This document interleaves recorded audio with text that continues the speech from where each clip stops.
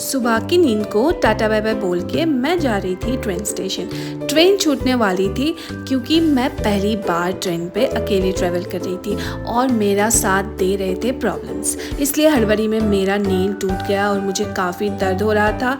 Train में पहुंचते ही मुझे इन्होंने पेपर दे दिया। मैं खुद की बुक्स तो पढ़ती नहीं हूँ, इसलिए मैंने अपनी लॉयल्टी को बरकरार रखा और पेपर को साइड में रख दिया और साइड में रख के मैं चली गई वॉशरूम चेक करने।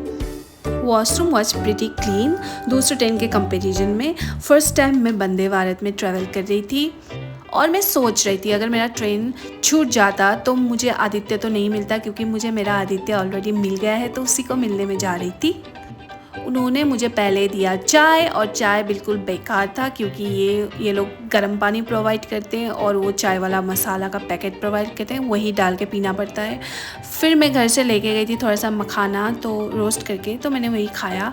उसके बाद मुझे ब्रेकफास्ट में दिया गया केक, फिर पनीर आलू का कुछ था, पूरी था, वो खाया। मैं पहुंच चुकी थी हरिद्वार पहुंचने के बाद भीड़ देख के मेरा दिमाग ख़राब हो गया। फिर मैंने देखा शिव जी को और मैं थोड़ा रिलैक्स हो गई।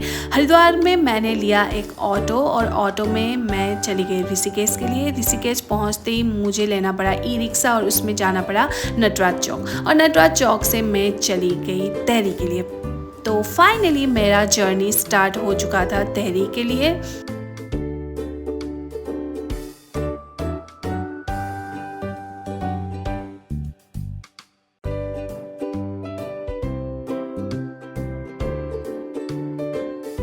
तो मेरे ऊपर बहुत ही ज़्यादा ठंडी ठंडी हवाएं आ रही थी, तो मुझे मज़ा आ रहा था। और फाइनली मैं पहुंच चुकी थी चंबा टाउन, और चंबा पहुंचते ही मैंने पिया चाय और मैगी।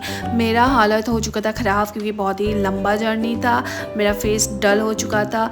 और फाइनली मैं अपनी डेस्टिनेशन पहुँच चुकी थी। मुझे यकीन नहीं हो रहा कि मैं अकेले पहुँच गई। बहुत स्मार्ट हूँ। Okay bye.